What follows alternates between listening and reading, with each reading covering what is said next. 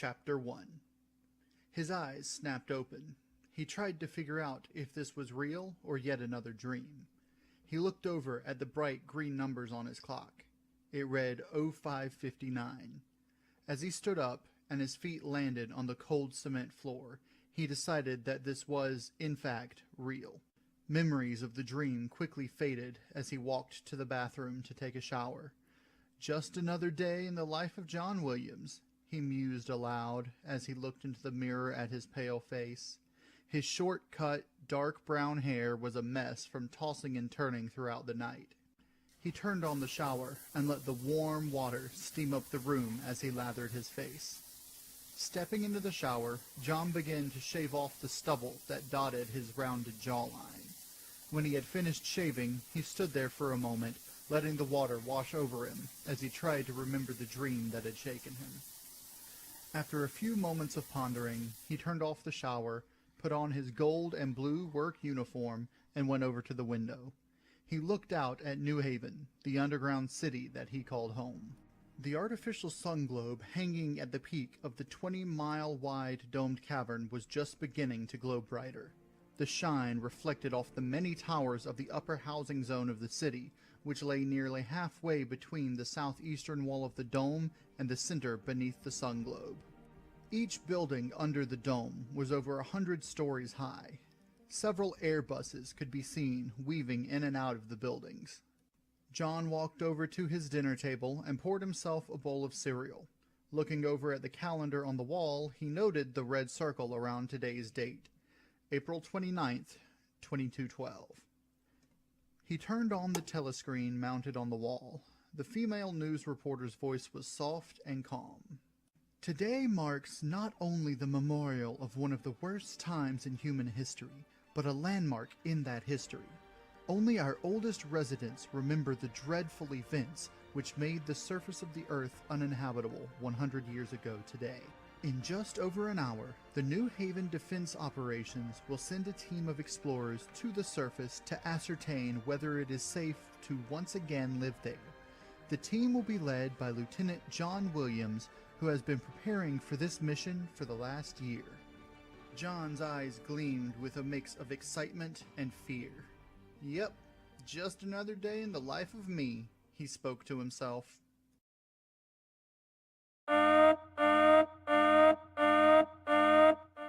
The wail of the siren pierced Ensign Gary Durham's mind as he hurried down the corridor.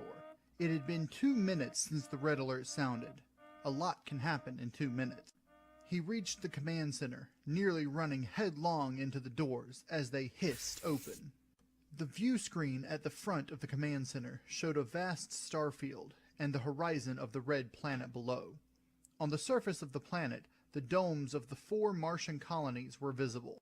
It had been around 52 Martian years since the station had lost contact with Earth, just after the establishment of the 4 colonies that had now become thriving cities. Gary had grown up in New Seattle, one of the 2 American settlements on Mars. He was rather average in appearance, being 6 feet tall and just over 200 pounds, with dirty blonde hair and a slight build. What made him stand out was his knack for creative thinking. He had always been good at developing solutions for almost any problem. He had been admitted to the Academy of Colonial Defense at an early age, when he was only 8 Martian years, roughly 16 Earth years old. After spending 2 years in the academy, Gary graduated in the top 1% of his class with a specialty in mechanical and electrical science, as well as advanced computer operations, including computer-based weapon systems. As Gary entered the command center, the first thing his eyes were drawn to was the woman seated at the communications station. She had long brown hair pulled into a tight ponytail to match regulation dress code. Her flawless, light brown skin seemed to glow, causing her dark brown eyes to sparkle. She wore the standard dark red uniform of a sub-lieutenant that hugged all the right curves in all the right places. The uniform had a black band running from the left shoulder to the right hip. On this band, 2 white dots appeared near the shoulder, with an upside-down V shape right below them. "Good morning, Amanda," he said as he passed her to reach the weapons station where he was assigned. "Morning, Gary." she replied in a cool but serious voice. Gary was the tactical officer of the planetary defense station Cerberus.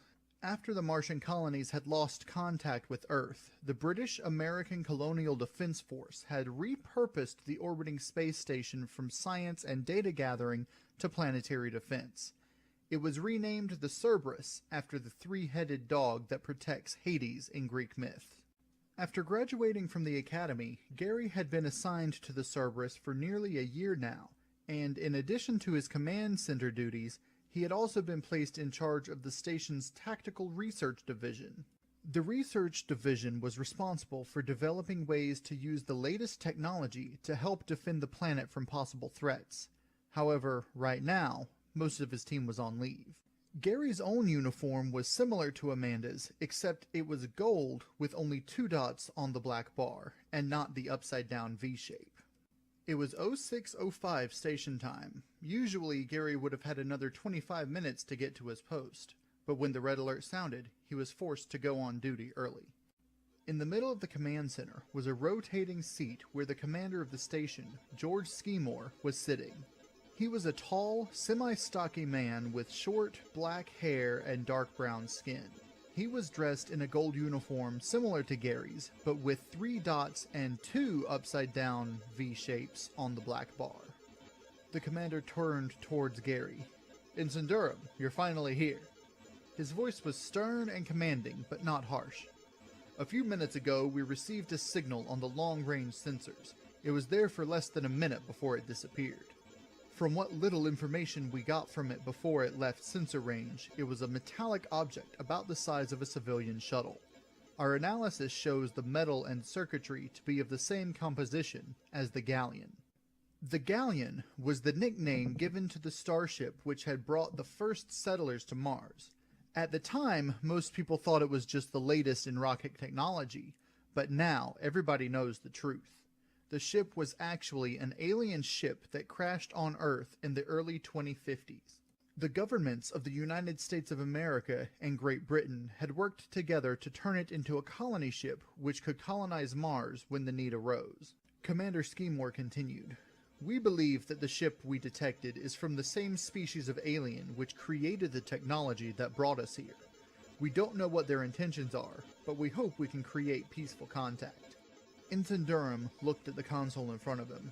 On it were several indicators, indicating weapon status, as well as several controls for relaying target coordinates and tactical information to the gun turrets. "Today promises to be a long day," thought Gary. "I had better be at my best, or we could be in big trouble." As he left his room and locked it, Lieutenant Williams started thinking about the coming mission. He was to lead the team which would survey the atmosphere and radiation levels of the Earth's surface. He had been preparing for this day for the past year, so why was he so nervous? Maybe it was the dreams. They were getting worse. His doctor said they were due to stress and his anxiety of the upcoming mission, but they seemed so real. In any case, he had to focus on the mission. As he entered the elevator, a mechanized voice requested, "Please state your destination level." "Ground floor, please," John stated to the walls. The lift began to move down, slowly at first, but then, as it picked up speed, he felt as if he were getting lighter.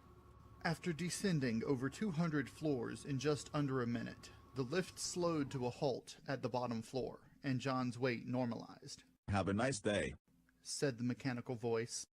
Stepping out of the lift, John was approached by a light-haired man. His skin wasn't quite as pale as John's, and he was a few inches shorter. "Good morning, John," greeted the man. "Oh, hi, Matt," John replied in a slightly agitated voice. They walked down the hallway toward the exit of the building. "You look a bit nervous today, John. Are you worried about the mission?" "Not so much worried as concerned. It's nothing really, just a dream I had." "Well, as long as it doesn't hinder the mission," Matt said. "Commander Anson has put a lot of faith in you." "I know that," John replied softly. "I said it was nothing. In any case, I've been preparing for this mission for the past year, and I'm not going to blow it because of bad dreams." They reached the doorway to the exit. "Yeah, okay," Matt conceded. "Anyway, I better get to the office. Just wanted to say good luck before your mission." Thanks, little bro. I'll see you when I get back. Right. As they went their separate way and John got onto the bus to the NHDO office, he couldn't shake the feeling that something horrible was going to happen today. He hoped he was wrong. As the consoles beeped, Gary was beginning to get bored. It had been an hour since the alien ship had been detected on sensors. Since then, it had been quiet. Very quiet. Maybe they're not coming, Gary murmured to no one in particular. That would be nice. The voice was that of Communications Officer Amanda Jarvis. Then we could all relax. Maybe we could get a coffee together, Gary suggested, being bolder than usual. Amanda looked a bit taken off guard. You mean you and me? She asked. Yeah, Gary began. I was thinking maybe we could... His words got cut short by the sound of his console beeping. First once, then again and again, as his targeting screen began filling with tiny red dots. Commander, I've got multiple targets incoming. How many? Commander Skimore's voice was tense with anticipation and just a hint of fear. I'm not sure, sir, Ensign Duran reported. 30 or more, they just keep coming. All hands, this is Commander Skimore. Skimore's voice rang out over the comm systems. Report to battle stations. Repeat, all hands to battle stations. The station buzzed with activity as crew members hurried to their stations. Pilots reported to the hangar bay where 50 one-man fighters built using a combination of human and alien technology were docked. Back in the command center, Ensign Durham was watching the console. Suddenly, the blip signifying enemy ships slowed to a halt. Sir, he reported, they seem to be coming to a stop. What should we do? Lieutenant Jarvis, send out a standard greeting to the lead ship. Commander Skimore had a concerned look on his face. As they waited for the hail to go through, the entire command center was whispering to each other, all except for the comm and weapon stations, which sat alert for any type of response. Suddenly, a console beeped. Sir, the lead ship is hailing us, Sub-Lieutenant Jarvis reported.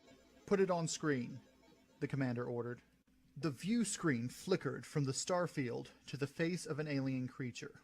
All that could be seen was the head, which appeared sort of human, except that it had no nose and no ears. Instead, it had two large antennae on top of its head. Two ant-like mandibles extruded from the sides of its mouth. Its skin had a rough, semi-chitinous look to it, and a brownish complexion with patches of yellow. Its eyes were a yellow-green color with compound retinas. The alien spoke in a raspy, insect-like voice. Its words were long, drawn-out, and complicated. As it spoke, the words seemed to reverberate off the walls. When it was done speaking, Commander Skimore turned to face the comm station. Miss Jarvis, are you able to translate their language? Not yet, Amanda reported. The computer is having a bit of trouble. It needs more words to form a baseline. Gary looked over to her and suggested, why don't you try to incorporate the recordings that were found on the galleon back on Earth? That just might do the trick, she responded. Doing it now. As the computer beeped, words began to form on the screen. They read, Creatures of the human race, you have attacked our vessel, and stolen our technology. For this, you will pay. We are the Skrikashik. Surrender your station, which was built with our technology. Your race will adapt to serve us. Skrikashik forever alive. Amanda read the words as they appeared on the screen. Commander Skimore turned to the view screen. Skrikashik, this is Commander Skimore in command of the Planetary Defense Station Cerberus. We apologize for our ancestors' action. Maybe it was wrong of them to use your technology without asking, but it saved our race from extinction. We would not have been able to survive the nuclear devastation were it not for the ship built out of your vessel. I hope we can reach an agreement that will benefit both of our races. As the commander of this station, I invite you on board to discuss further. What do you say? John Williams stepped into the large concrete building. The sounds of people talking and computers beeping could be heard throughout the hall. It was far busier than usual, but there was nothing usual about this day. As they went about their various tasks, there was a slight tension in the air that could be felt by everyone. John walked toward the elevator, which would take him to the briefing room. As he approached the lift, he saw two familiar faces, A man and a woman, each dressed in a similar uniform as John. The woman wore a blue shirt with gold trim and black pants. The sleeves of the shirt were wrist length and were black. The shoulders of the shirt were light gold with a single black stripe from front to back. John's shirt was different only in that it had 2 stripes on the shoulders instead of 1. The man's shirt was almost identical, only it was dark red instead of blue. "Good morning, John," the woman greeted. "It's good to see you here. You're not nervous about the mission, are you?" Tiffany Jones was average height for a woman, around 5 foot 9 inches tall, and about 130 pounds. She had sparkling green eyes with golden hair pulled into a tight ponytail. The man spoke before John could answer. "Leave him alone, Tiff. I'm sure he's got enough on his mind without you pestering him." Samuel Dawkins was shorter than Tiffany, around 5 foot 6, and had dark brown hair and a trim mustache. He was rather thin and not very muscular, a fact he made up for by training himself in ranged combat. He looked over at John and noted, "You do seem a bit on edge. Something the matter?" "Oh, now you're pestering him. Sam, you need to be less hypocritical," Tiff teased as the elevator door opened and they got on. "I'm fine," John said. "Just a little anxious about the mission, that's all." John pressed 2 buttons on the wall, the ones labeled A and 7. The lift began to quickly rise. "I'm sure you are," replied Sam. "After all, it's the first time you've been put in charge of a mission." "It's the first real mission we've had," John spoke with a bit of a crack in his voice. "It's okay," said Tiff. "It's the first real mission the NHDO has ever had. It was only formed 10 years ago after the rebellion problems." "I know that," retorted John. "I'm just worried that something will go wrong. Maybe it's nothing, but over the past few weeks I've been having strange dreams." "What kind of dreams?" asked Sam. The lift slowed, then began to move horizontally along a track to the far end of the building. "It's hard to say." John closed his eyes and tried to think. "I can't remember much when I wake up, but from what I can remember, most of them take place on the surface. There are creatures. I can't remember what they look like, but for some reason they're chasing me." John opened his eyes again. "It's just a dream," Tiff said as the lift stopped and the doors opened. "Nothing could live in that radiation. That's why we're forced underground." "Yeah," Sam repeated. "Nothing could survive it. Anyway, we'd better hurry or Commander Ansem will have our heads." The briefing room was dark and empty as Sergeant Walker entered. He was the first of the team to arrive, as usual. He liked to arrive a few minutes early so that he could gather his thoughts before the briefing. He had been selected for this mission as a security guard in the event of hostile life forms being present on the surface. His mastery of saber-style fencing, as well as his superior hand-to-hand combat training, was rare among New Havians. He had learned it from his father, who had been a peacekeeper during the Despair riots of the late 2170s. Because of his focus on finesse, his arms were, while rather strong, not as well defined as some of the other men on the team. Lucas was dressed in a dark red uniform of the same design as Sergeant Dawkins. As he entered, the lights automatically illuminated the theater-style room. He took his seat in the back and began to review their last training mission in his mind. The training missions had all been the same. The team suited up in radiation-resistant rubber suits. They ascended up a long corridor to simulate the evacuation tunnel they would be using for their actual missions. Only this one was barely 100 feet long, instead of several miles.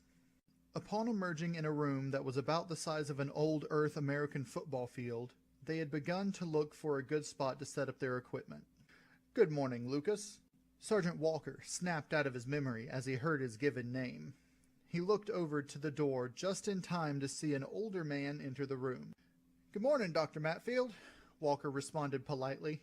Dr. Matfield was the chief radiologist of the New Haven Research Institute, and the first person in New Haven to attain a doctorate in the field since the evacuation. He had been assigned as the technician of the team. His job on the mission would be to operate the radiation detector that they had developed and determine the viability of return to the surface. Dr. Matfield was nearly 60 years old with gray, balding hair. He was about 5 foot 9 inches tall and was slightly overweight. He was dressed in a green uniform, similar to the one worn by the rest of the team, but instead of gold trim, it had black, and the shoulders were white with no stripes on them. Matfield had grown up in hard times. His parents were just children when the evacuation of the surface had taken place, and he had heard stories of life on the surface from his grandparents. Ever since then, he had dreamed of visiting the surface, and soon his dreams would be realized. Soon after Matfield entered, John, Tiffany, and Sam entered the room. They all sat down in their seats. Just as they did, a tall, bald man entered the room from another entrance near the front of the room. He appeared older than he actually was, with semi-wrinkled skin. His skin was dark tan with just a hint of red. He wore a blue uniform in the standard design. His shoulders were dark gold with a sparkling gold trim, however, and they sported 2 black stripes and 3 gold stripes. Commander Ansem looked at the team and spoke in a deep, semi-raspy voice. Sergeant Tiffany Jones, Sergeant Samuel Dawkins, Sergeant Lucas Walker, Sergeant Michael Harper. Has anybody seen Sergeant Harper?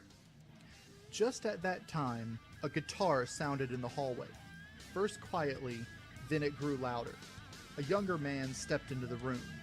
He was in his mid-20s, stood nearly 6 feet tall, and had a shaved head. His uniform was dark red with black trim and a single stripe on his shoulder.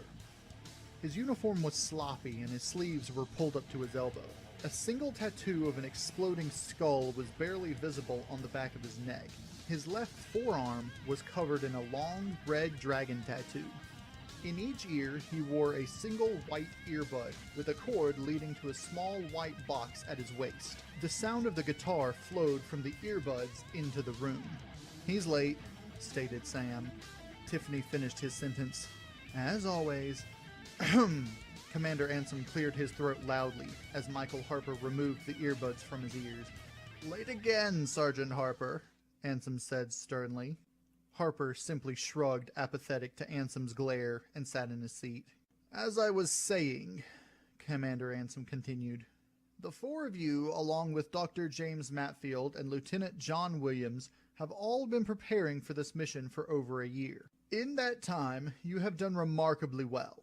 All the details of the missions have been gone over time and time again, so you all know what this mission entails. But for the sake of procedure, Lieutenant John Williams, will you please go over the mission in detail? As Commander Ansem gestured, John stood up and went to a podium that had been prepared for the briefing. In an effort to analyze the surface radiation levels, we will be traveling to the surface via the evacuation tunnel. Once there, Dr. Matfield will use his equipment to survey the atmosphere and calculate the radiation levels. After that, we will search the surrounding area for any signs of life regrowing, plants, fungus, anything. The third part of the mission is the most dangerous. If life is found, we are to catalog it. If no life is found, we are to report that as well. In either case, we are to spend 2 nights on the surface in a radiation shelter if needed. The point of this is to record the daily cycle of the surface of the planet. After the second day, we will proceed to the evacuation tunnel and return to the NHDO office. We will go through radiation therapy while being debriefed. Thank you, Lieutenant, Commander Ansem said once John had finished speaking. You may be seated. John returned to his seat. All right, everyone, Ansem continued. The mission is set to begin at 0800. Until then, report to the medical office for final checkup. Dismissed. As they all got up and walked out the door, John hustled to walk beside Sergeant Harper and motioned for him to stop walking. What's up, Lieutenant? Harper said, almost disrespectfully. What's up? John repeated the question. You're late for the most important briefing in human history. You tell me what's up. It's not like they're gonna fire me. Apparently you need a demolitions expert, and I'm all you've got. I don't need you, John replied. You need us. Check your attitude, Sergeant, or you might find yourself back in the hole you were when we found you. Remember what you have to lose if I throw you off the team. We all know that if you had the power to do that, you'd have already done it. But the higher-ups want me here, so you don't have the authority to fire me. Before John could reply, Ansem's voice came from behind him. In this case, he does. Harper nearly pissed himself as he turned around. Ansem elaborated. If Lieutenant Williams deems you untrustworthy and a potential danger to the mission, I'll approve his request to remove you from the team. Understood? Understood, Harper replied. Good. Carry on. Ansem looked at John as Sergeant Harper walked away a little more quickly than before. I meant that too. I don't think we'll have any more trouble from him today, anyway. Good. Carry on, John. As Ansem turned and walked away, John looked at his watch. They had a little over half an hour before the mission began. He wondered if he could get a coffee before the checkup. He could use the caffeine, for today promised to be a very long day. There was a tension in the air as the command center of the Cerberus waited for the Skrikashik to respond to the request. It seemed like hours as they waited in silence as the alien on screen seemed to go into a trance. Sub-Lieutenant Jarvis speculated that it was some kind of telepathic communication with the other ships. Commander Skimore's thoughts turned to the various responses which could be given. In all of history, no one had ever come this close to an alien species. Even when the galleon crashed back on Earth, no one had actually gotten to speak to any of the aliens. In fact, according to the logs recovered from the ship, the crew all disintegrated themselves before the ship crashed. The data core had been wiped, except for a few final logs, so not much about their appearance or anything had been discovered. It wasn't enough to be translated, but now that a baseline for their language was established, maybe a true alliance could be formed. As the silence continued, Sub-Lieutenant Jarvis thought about what would happen if war broke out. Her family back in the New Seattle colony wouldn't be safe. No one would be safe. If war broke out, the only hope would be a miracle.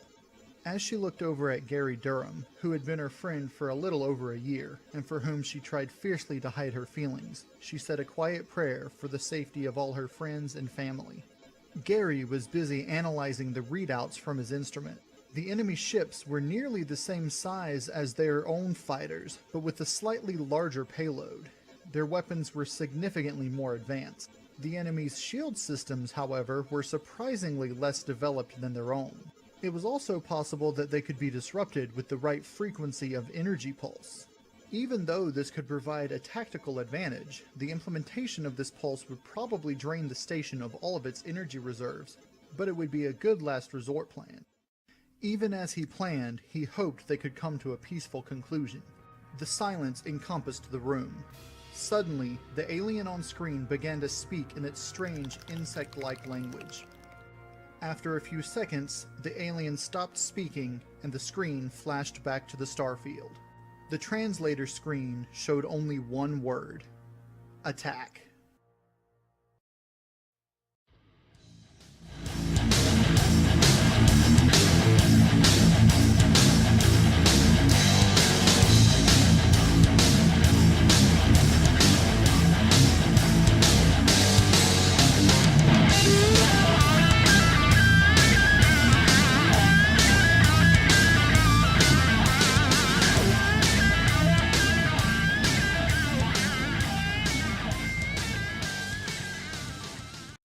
Thank you guys for listening to Chapter 1 of Invasion Orion.